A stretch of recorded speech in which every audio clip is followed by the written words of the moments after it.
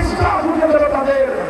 চাঁদার পয়সা গুনতে গুনতে আমার দেশের দরিদ্র গরিব পথের ফুটপাতের ব্যবসায়ীরা পর্যন্ত আজ ক্লান্ত। এই অবস্থায় এদেশের মানুষকে মুক্তির ময়দান শোনানোর জন্য ঐক্যবদ্ধ হয়ে আমরা 11 ভাই হাতে হাত রেখেছি।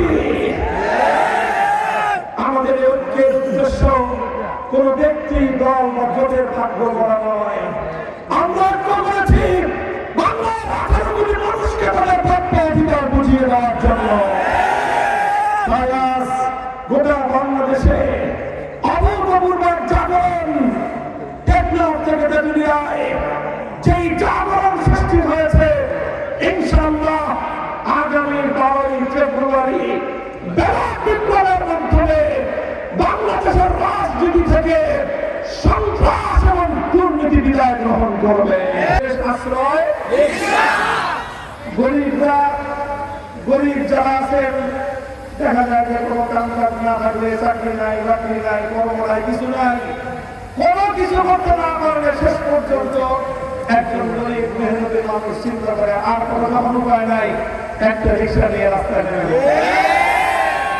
গরিবের শেষ ভরসা, তাহলে বড় লোকেরও শেষ আশ্রয় রিক্সা, গরিবের শেষ ভরসা। শহরেও চলে, গ্রামেও চলে, পাকা রাস্তায়ও চলে, কাঁচা রাস্তায়ও চলে, বাংলাদেশের সবচেয়ে বেশি চলে, সবার ঘরে ঘরে যায় বাংলাদেশের জাতীয় যানবাহন, বাংলাদেশের ঐতিহ্যের একমাত্র যানবাহন এই রিক্সা প্রতীককে আগামী জাতীয় সংসদ নির্বাচনে কিশোরগঞ্জ 1 আসন থেকে জাতীয় সংসদে পাঠাতে হবে ইনশাআল্লাহ। পারবেন তো আপনারা?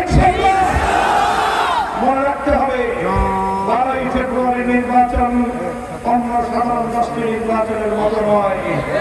এবারে নির্বাচন আগামী বাংলাদেশের ভাগ্য পরিবর্তনের নির্বাচন। এবারে নির্বাচন বাংলাদেশের রাজনীতি থেকে বেশি শক্তি, কালো টাকা, সন্ত্রাস এবং গুন্ডামিকে উৎখাত করার নির্বাচন। নির্বাচন বাংলাদেশ থেকে দুর্নীতি আর লুটপাট ইত্যাদিকে বিতাড়িত করার নির্বাচন। এবারের নির্বাচন হবে একসাথে 2টি নির্বাচন। কয় নির্বাচন? অধিকার ধারণ করে তখন মুক্ত টেবিলে যদি আমার কাছে ক্ষমতা থাকতো, যদি আমি দায়িত্ব নিতে পারতাম, তাহলে আমরা প্রতিহত করতাম। এটা মনের করে এলান করি। তাই আপনাদের কাছে আমি আহ্বান জানাচ্ছি, আমাকে যদি আপনারা আস্থা নেন, আপনার যে আমাকে বন্ধু হিসেবে গ্রহণ করেন, আপনার ভাই হিসেবে গ্রহণ করেন, তাহলে ইনশাআল্লাহ আপনাদের অধিকার, আপনাদের কথা সংসদে বলবো, সরকারে বলে ইনশাআল্লাহ কিশোরগঞ্জ এবং হুসেনপুরকে একটি মডেল শহর হিসেবে গড়ে ওঠার জন্য সর্বোচ্চ চেষ্টা করবো। আরেকটি কথা বলতে চাই, এই কিশোরগঞ্জ একটি যানবাহন যুক্ত।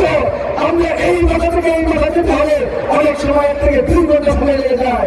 আপনাদের কাছে আমি আশ্বস্ত করতে চাই, যদি আল্লাহ তাআলা আমাকে জায়গা মতো নেয়, সংসদে আমাদের নেয়, আপনারা যদি আমাকে নির্বাচিত করেন, তাহলে কিশোরগঞ্জকে আমি প্রকৌশলী নিয়ে আমি প্ল্যান করে ধুলিদারে 2 শহর মাঝখানে একটি নরসুন্দা নদী হয়ে গেছে।